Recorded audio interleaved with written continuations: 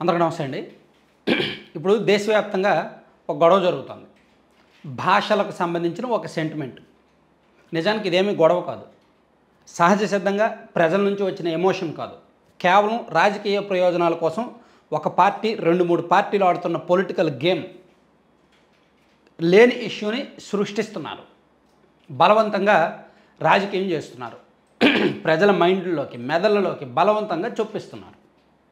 అసలు ఈ భాష, దీనికి సంబంధించిన గొడవ ఏమిటి, ఈ త్రిభాష అండ్ ద్విభాష ఈ సూత్రాలు ఏంటి, ఈ గొడవ ఏమిటి, ఈ చట్టం ఏమిటి, ఈ పాలసీ ఏంటి, దీనిలో ఈ పవన్ కళ్యాణ్ గారు ఎందుకు తలదూర్చారు, పవన్ కళ్యాణ్ గారు ఎందుకు ట్రోలింగ్స్కి గురవుతున్నారు, ఆయన్ను ఎందుకు తమిళ మీడియా అండ్ నేషనల్ మీడియా కొంతమంది టార్గెట్ చేస్తున్నారు, మొత్తం డీటెయిల్డ్గా నేను ఈ వీడియోలో చెప్తాను.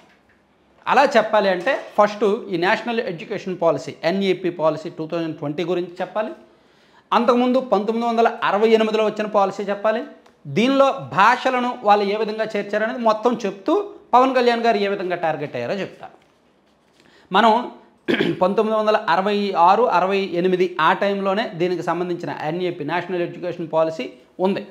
అప్పుడే ఏం చేశారంటే 3 భాషలను ఖచ్చితం చేశారు. 3 భాషలు ఖచ్చితంగా దేశంలో ఉన్న ప్రతి విద్యార్థి కూడా 3 భాషలు నేర్చుకోవాలి. ఇంగ్లీషు, హిందీ అండ్ ప్రాంతీయ భాష, వాళ్ళ రాష్ట్ర మదర్ టంగ్. దానికి ప్రతిఫలమే ఇప్పుడు నేను నాలాంటి వాళ్ళు మేబీ ఈ వీడియో చూస్తున్న 99.99% మంది మనం 10th క్లాస్ ఎగ్జామ్స్ అంటే మన స్కూలింగ్ ఎలా జరిగింది, ఇంగ్లీష్ కదా, హిందీ కదా అండ్ తెలుగు కదా, ఈ 3 భాషల్లో ఖచ్చితంగా అందరూ చదివే ఉంటారు.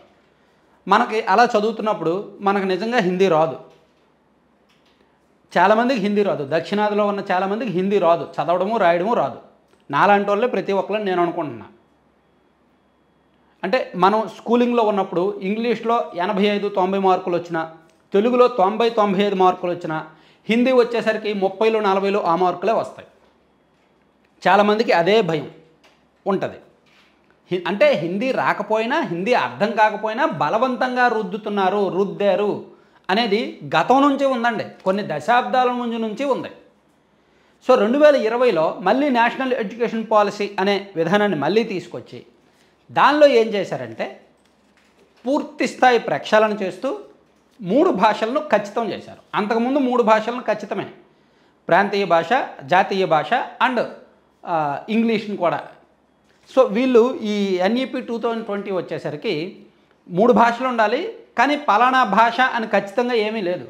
అంటే ఖచ్చితంగా హిందీని రుద్దడంలా, కానీ ప్రాంతీయ భాష, రీజనల్ లాంగ్వేజ్ లేదా మదర్ టంగ్, దాంతోపాటు కాస్త ప్రాముఖ్యం ఉన్న భాష, దాంతోపాటు ఇతర భాష. వీళ్ళు 3 భాషలు పెట్టారు, వాళ్ళు 3 భాషలు పెట్టారు. వాళ్ళు లాంగ్వేజెస్ మెన్షన్ చేశారు, వీళ్ళు లాంగ్వేజెస్ మెన్షన్ చేయలేదు. సో అలా మెన్షన్ చేయనప్పుడు ఇంకా తమిళనాడు వాళ్ళకి తమిళనాడు కాకుండా ఇంకేముంటుంది నెక్స్ట్ లాంగ్వేజ్? తెలుగో, బెంగాలీనో, కన్నడమో, మలయాళమో ఉండదుగా. తమిళనాడు దాటి ఇతర ప్రాంతాలకు వెళ్తే ఇంగ్లీషు లేదా హిందీతో మేనేజ్ చేయొచ్చు, కాబట్టి ఆ రెండే వాడుకోవాలి అని ఈ పాలసీ చెప్తోంది. కానీ తమిళనాడు ఏం చేస్తుంది, మొదటి నుంచి కూడా ద్విభాషనే అమలు చేస్తున్నారు. వాళ్ళు ద్విభాషా సూత్రాన్ని అమలు చేస్తున్నారు. అంటే మాకు 2 భాషలు చాలు, ఒకటి తమిళం, 2 ఇంగ్లీషు, ఇది మాకు చాలు, మాకు 3వ భాష వద్దు అని వాళ్ళు మొదటి నుంచి ఫైట్ చేస్తున్నారు. ఇప్పుడు స్టాలిన్ ప్రభుత్వం తీసుకొస్తున్న వాదన కూడా అదే, మాకు 2 భాషలు చాలు, మాకు హిందీ వద్దు. వాళ్ళు పిల్లలకి స్కూల్లో తమిళ్ ఖచ్చితం అండ్ ఇంగ్లీషు ఈ 2 భాషలు నేర్పిస్తున్నారు. కానీ ఈ బీజేపీ సెంట్రల్ గవర్నమెంట్ ఏం చేసింది, మీరు NEP పాలసీని మీరు అమలు చేయట్లేదు, కాబట్టి మేము మీకు ఇవ్వాల్సిన ఈ సమగ్ర శిక్ష అభియాన్ ఈ నిధులు మీ రాష్ట్రానికి ఇవ్వాల్సింది కట్ చేస్తున్నామని చెప్పి 573 కోట్ల నిధులు ఆపేసింది కేంద్ర ప్రభుత్వం. అంతకుముందు రాష్ట్రీయ మాధ్యమిక్ అని కొన్ని నిధులు వచ్చాయి, RMSA అనుకుంటా, రాష్ట్రీయ మాధ్యమిక శిక్షణ అభియాన్ అని, అలాగే SSA సర్వశిక్ష అభియాన్ అని కొన్ని నిధులు కేంద్రం నుంచి రాష్ట్రాలకు వచ్చేవి. సో అవి మొత్తం మార్చేసి బీజేపీ వాళ్ళు వచ్చాక 2020లో సమగ్ర శిక్ష అభియాన్ అనే పేరు పెట్టారు. దీని ద్వారా ప్రతి సంవత్సరం రాష్ట్ర ప్రభుత్వాలు కావచ్చు, కేంద్ర ప్రభుత్వం కావచ్చు, దేశం మొత్తం మీద ఎడ్యుకేషన్ కోసం ఖర్చు పెడుతున్న అమౌంట్ సుమారుగా 3.5 లక్షల కోట్లు. ఇది మన దేశ GDPలో అరౌండ్ 4.5%. అవసరమైతే విద్యకు ఇంకా నిధులు మేము ఖర్చు చేస్తాం, జీడిపిలో 6% అయినా మేము ఖర్చు చేయడానికి సిద్ధం అని కేంద్రం చెప్తోంది. సో మీరు కూడా ఖర్చు చేయండి అని. దీనికి కారణం ఏంటంటే యాన్యువల్ ఎడ్యుకేషన్ రీసెర్చ్ అని ఒక కౌన్సిల్ ఉంటుంది. దాన్ని ఏమంటారంటే యాసర్ రిపోర్ట్ ఒకటి 2020లోను 2023లోను 2022-2023లో ఒక రిపోర్ట్ వచ్చింది. సో ఈ రిపోర్ట్ ప్రకారం మీకు ఒక ఆర్టికల్ పెడుతున్నాను, ఒకసారి చూడండి. ఈ ఆర్టికల్ రాసింది రంగరాజన్ గారు, తమిళనాడుకు చెందిన ఒక IAS అధికారి రంగరాజన్ గారు. ఆయన రాసిన ఒక ఆర్టికల్లో చాలా క్లియర్గా ఏం చెప్పారంటే 5th క్లాస్ స్టూడెంట్స్ 60% మంది 2వ తరగతి పుస్తకాలు చదవలేకపోయారంటండి. 2వ తరగతి రీజనల్ లాంగ్వేజ్ పుస్తకాలు చదవలేకపోయారంట 60% మంది. అలాగే 14 నుంచి 18 సంవత్సరాల మధ్య ఉండే టీనేజ్ కుర్రాళ్ళంట 25% మంది రీజనల్ లాంగ్వేజ్ పుస్తకాలు చదవలేకపోయారంట 2వ తరగతి పుస్తకం. అలాగే అదే ఏజ్ గ్రూప్ వాళ్ళు 14 నుంచి 18 సంవత్సరాల ఏజ్ గ్రూప్ వాళ్ళే 40% మంది ఇంగ్లీష్ పుస్తకాలు చదవలేకపోయారంట. అంటే ఒకవైపు రీజనల్ లాంగ్వేజ్ మీద పట్టు ఉండట్లేదు, ఇంగ్లీష్ మీద పట్టు ఉండట్లేదు, భాషల మీద పట్టు ఉండట్లేదు, అందుకని చదవలేకపోతున్నారు. సో భాషల మీద పట్టు లేకపోతే వాళ్ళు బయటికి వెళ్ళి భావ వ్యక్తీకరణ ఎలా చేయగలరు, ఎలా బతకగలరు, ఎలా మాట్లాడగలరు? వాళ్ళ రాష్ట్రంలో ఓకే, మనం తెలుగు వాళ్ళం, ఆంధ్రప్రదేశ్లో ఎక్కడైనా ఎలాగైనా బతికేస్తాం, భావ వ్యక్తీకరణ కూడా ఈజీ, మన మదర్ టంగ్ కాబట్టి. తమిళనాడు వాళ్ళకి అక్కడ ఈజీ, కానీ రాష్ట్రం దాటి బయటకు వస్తే వాళ్ళు బతకాలిగా. సో దానికోసమే ఈ 3 భాషలు ఉండాలి అనేది కేంద్రం చెప్తోంది, నేషనల్ ఎడ్యుకేషన్ పాలసీ చెప్తోంది. సర్వేల్లో ఇలా ఉంది కాబట్టే, భాషల మీద పట్టు దొరకడం లేదు కాబట్టే, దేశంలో భాషలు చదవడం రాయడం వెనుకబడుతున్నారు కాబట్టే ఈ పాలసీలో ఇంత సీరియస్ రూల్స్ పెట్టారు. కానీ తమిళనాడు వాళ్ళకి ఏం కావాలంటే మాకు హిందీ వద్దు, మాకు 2 భాషలు చాలు, మీరెవరు మాకు హిందీ నేర్చుకో. నిజానికి ఈ NEPలో ఖచ్చితంగా హిందీ అని మెన్షన్ చేయలేదు, కానీ ఒక నేషనల్ లాంగ్వేజ్ అన్నారు కాబట్టి హిందీ బెటర్. కానీ ఖచ్చితంగా 3 భాషలు ఉండాలని చెప్తోంది NEP, ఖచ్చితంగా 3 భాషలు నేర్పించాల్సిందే అని. అలాగే దేశవ్యాప్తంగా ఈ 2 భాషలు వచ్చిన వాళ్ళు 26% ఉంటే 3 భాషలు వచ్చిన వాళ్ళు 7% మందే ఉన్నారంట. అదొక సర్వే లెక్క ఒకటి ఉంది. అండ్ అర్బన్ ఏరియాస్లో 2 భాషలు వచ్చిన వాళ్ళు 40% ఉంటే 3 భాషలు వచ్చిన వాళ్ళు 15% ఉన్నారంట. అంటే 2 భాషల కంటే 3 భాషలు రావడం మంచిది కదా, 3 భాషలు వస్తే వాళ్ళు ఎక్కడైనా ఉండగలరు కదా. ఆ ఉద్దేశంతోనే కేంద్రం ఈ 2020 ఎడ్యుకేషన్ పాలసీ తీసుకొచ్చింది. దీన్ని తమిళనాడు వాళ్ళు మాకు అవసరం లేదు, మాకు 2 భాషలు చాలు అంటున్నారు. అందుకు వాళ్ళు కేంద్రం మీద ఫైట్ చేస్తున్నారు. కేంద్రం ఏమో లేదు మీరు 3 చదివించాలని చెప్తుంది. వాళ్ళకి గొడవ జరుగుతుంది. ఇక్కడ పవన్ కళ్యాణ్ గారు ఎందుకు మాట్లాడాల్సి వచ్చిందంటే, కేవలం ఈయన పవన్ కళ్యాణ్ గారు యాజ్ ఎ హ్యూమన్ బీయింగ్, ఒక నాయకుడిగా లేదా ఒక పార్టీ అధ్యక్షుడిగా లేదా ఒక వ్యక్తిగా పవన్ కళ్యాణ్ గారిని తప్పట్టడానికి లేదు. ఆయన ఆశయాలు, ఆయన సిద్ధాంతాలు, ఆయన రాజకీయము మనం తప్పట్టడానికి, పాయింట్అవుట్ చేయడానికి లేదు. కానీ ఎప్పుడైతే ఆయన మీద బీజేపీ పూనిందో, ఆయన మీద బీజేపీ పూనిన తర్వాత మతం విషయంలో, కులం విషయంలో, భాష విషయంలో, ప్రాంతం విషయంలో అన్నిట్లో ఆయన భావజాలం మారిపోయింది. ఏమండి, ఒక వ్యక్తికి ఒక భావజాలం ఉండాలి కదా. బీజేపీతో పొత్తుకు ముందు ఒక భావజాలం, బీజేపీతో పొత్తు తర్వాత ఒక భావజాలం ఉంటే ఎలా?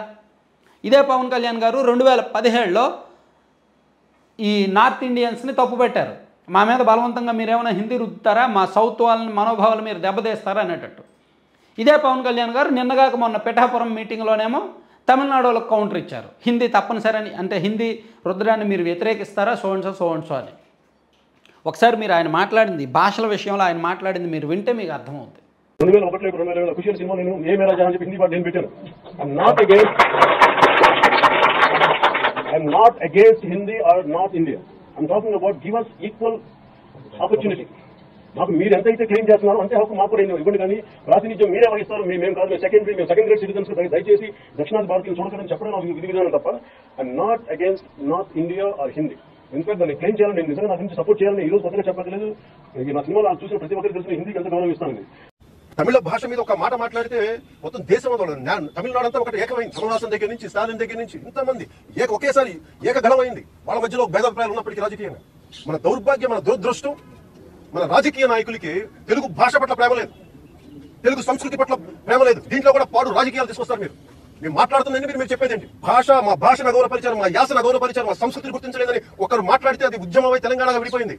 మాట్లాడితే సంస్కృతాన్ని తిడతారు, హిందీని మీరు రుద్దుతున్నారు, సౌత్ దక్షిణాది అంటారు. అన్ని దేశ భాషలే కదా. మన తమిళనాడులో హిందీ రాకూడదు అంటుంటే నాకు అనిపించింది మనసులో ఒకటే, అప్పుడు తమిళ సినిమాలు హిందీలో డబ్ చేయకండి. డబ్బులేమో హిందీ నుంచి కావాలి, ఉత్తరప్రదేశ్ నుంచి డబ్బులు కావాలి, బీహార్ నుంచి డబ్బులు కావాలి, ఛత్తీస్గఢ్ నుంచి డబ్బులు కావాలి, కానీ హిందీ మాకు వద్దంటే అదే న్యాయం. పనిచేసే వాళ్ళందరూ మనకి బీహార్ నుంచి రావాలి, కానీ హిందీని ద్వేషిస్తారంటే ఎట్లా? ఇవన్నీ మారాలి కదా. సో అందుకు పవన్ కళ్యాణ్ గారు ట్రోల్స్కి గురవుతున్నారు. ఇక్కడ పవన్ కళ్యాణ్ గారు తప్పేం లేదు. నిజానికి తమిళనాడుకి కేంద్రానికి జరుగుతున్న విషయంలో ఆయన ఎందుకు స్పందించాలి? ఆయనకేం అవసరం? మన రాష్ట్రానికి ఏమైనా నష్టం ఉందా 3 భాషల వలన? మన రాష్ట్రంలో దశాబ్దాల నుంచి మనకు అలవాటు అయిపోయింది 3 భాషలు. మేము మా తండ్రులు, వాళ్ళ తర్వాత వాళ్ళ ముందు మా పిల్లలు, మనందరికీ అలవాటు అయిపోయింది. మనం హిందీ రాస్తాము, ఇంగ్లీషు రాస్తాము, తెలుగు రాస్తాము, మాతృభాష రాస్తాము. అది మనకి భాష విషయంలో అభ్యంతరాలు లేవు, భాషా బోధనల విషయాల్లో మనకు అభ్యంతరాలు లేవు. తమిళనాడు వాళ్ళకి ఎందుకు అభ్యంతరం అంటే వాళ్ళ భాష అంటే వాళ్ళకి పిచ్చి, వాళ్ళ భాష అంటే వాళ్ళకి ప్రాణం. మనకి మన భాష అంటే పిచ్చి ప్రాణం ఉండదు. భాష అంటే ఇష్టం ఉంటుంది, భాష అంటే అభిమానం ఉంటుంది, కానీ పిచ్చి ఉండదు, ఎమోషన్ ఉండదు.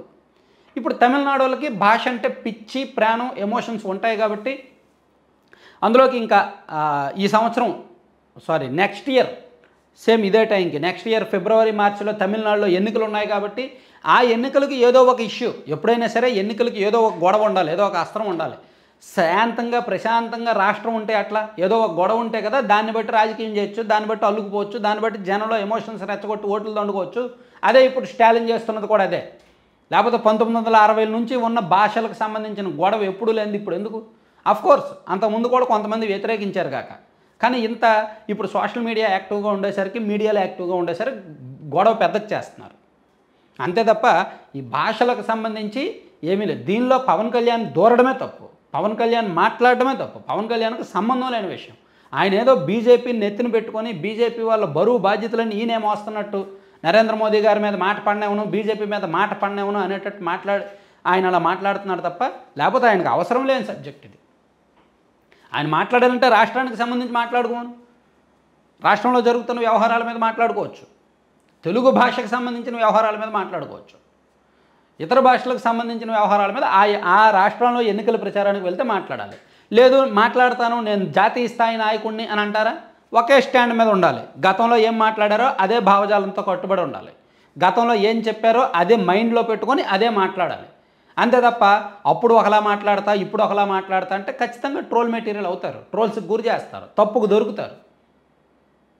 కాంట్రవర్సీ విషయాల మీద మాట్లాడినప్పుడు నాయకులు జాగ్రత్తగా ఉండాలి. నాయకులు ఇప్పుడు ఎవరు మాట్లాడినా, ఎందుకంటే ఇప్పుడు సోషల్ మీడియాలో పాతయన్నీ దొరికేస్తాయి, పాతయన్నీ దొరికిపోతారు, ఖచ్చితంగా దాన్ని పట్టుకొని విమర్శలకు గురవుతారు. ఇప్పుడు హిందీ విషయంలో పవన్ కళ్యాణ్ గారు ఇలా మాట్లాడేసరికి విపరీతంగా విమర్శలకు గురవుతున్నారు. ఆయన మళ్ళీ దాని మీద వివరణ ఇచ్చుకోవాల్సి వచ్చింది. వివరణ ఇచ్చినా జరగాల్సిన డ్యామేజ్ జరిగిపోయింది. పవన్ కళ్యాణ్ గారే కౌంటర్ ఇచ్చుకుంటున్నారు, పవన్ కళ్యాణ్ గారే వ్యతిరేకిస్తున్నారు, పవన్ కళ్యాణ్ గారు మాట్లాడిన మాటలకు పొంతన ఉండట్లేదు అని కులం విషయంలో, మతం విషయంలో అండ్ ఈ భాష విషయంలో అనేక వ్యవహారాల్లో ఆయన దొరుకుతున్నాడు. అదే ఆయన తప్పు. ఈ తప్పుకు కారణం ఏంటంటే ఆయన బీజేపీని తన మొత్తం నింపేసుకున్నాడు. తన అంతర అవయవాలు, బాహ్య అవయవాలు, తన అన్ని ఇంద్రియాల్లో కూడా బీజేపీ భావజాలాన్ని, బీజేపీని నింపేసుకున్నాడు. అలా నింపేసుకున్న కారణంగా గతంలో పవన్ కళ్యాణ్ని ఆయన వదిలేశాడు, నిజమైన పవన్ కళ్యాణ్ని ఆయన వదిలేశాడు. అది సమస్య. ఇక్కడ బీజేపీ వాళ్ళు చేస్తున్న తప్ప ఒప్ప అనేది నేను చెప్పట్లా, ఈ భాష విషయంలో తప్ప ఒప్ప అనేది నేను చెప్పట్లా, పవన్ కళ్యాణ్ భావజాలం మారిందనేది మాత్రమే నేను చెప్తున్నా.